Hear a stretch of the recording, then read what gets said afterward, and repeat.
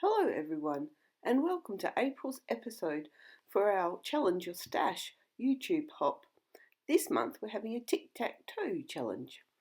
After cleaning out my craft room, I found this old kit called Blue Bay by Kaisercraft and thought it would be perfect for this photo of my mum, sons, and myself taken at her surprise 70th birthday party.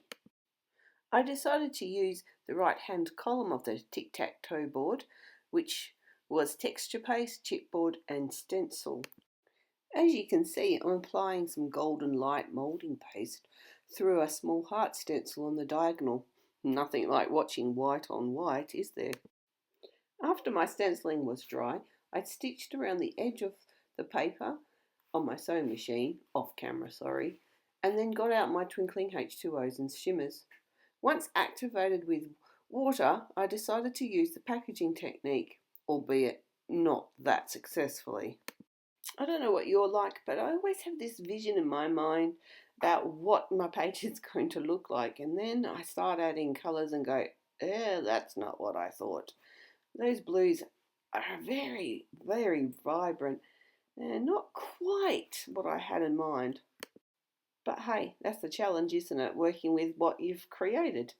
Anyway, while that dries, back to the photos. Fiddling around with the different pages, just working out what colours and what I'm going to layer. I want to use this dark page as the actual background with the layout on it, but I want a little border around the photo. So, fiddling, fiddling, fiddling, cutting, trimming, layering.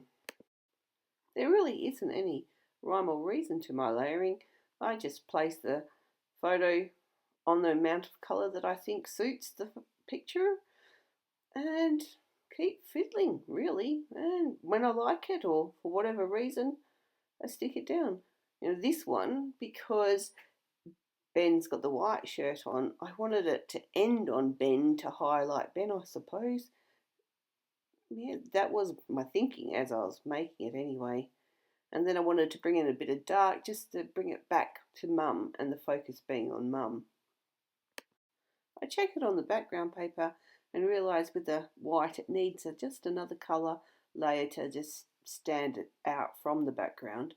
And then realise that green and blue really is just a little bit too vibrant really for the colours. Hindsight, probably not for Mum's shirt, but for the paper range, I don't feel it blends in very well.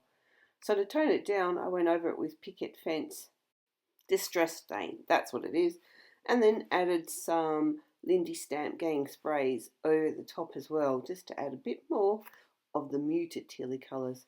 Anyway, now onto the chipboard.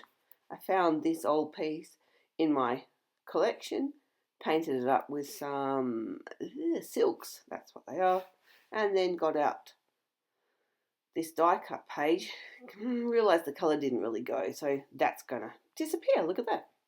And went through the embellishment pack and started layering, cutting, arranging, rearranging, and working out where I wanted all those little bits and pieces. I worried so much about the colours of the mixed media in the background, and when I'm finished, you won't really notice that much at all. You can't really tell that I did any stenciling, but at least we know it's there.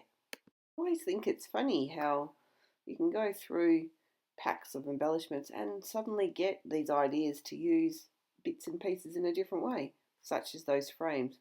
Don't know what possessed me, but I like how it turned out. My older brother, his wife and I planned and organised Mum's surprise birthday party, which was in January this year. And one thing she asked me from it was, could I please make her a layout, a framed layout, to go on her wall like I've made for other people.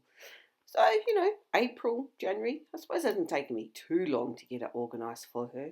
And I must admit, one of the things that helped was cleaning out my scrapbook room this weekend. I found things that I had forgotten I had, such as this pack. And I organised my paper storage, or, well, actually more my paper and embellishments that go together. I've now bagged them all up and put them together so it's easier to find. Anyway, to finish off, I went through my other embellishments and found some puffy hearts and enamel dots, and their flowers, hard flowers. Anyway, and sprinkled them around, glued them on. Also, cleaning up, I found this bag of clear pebbles that I used years ago with Finnabear.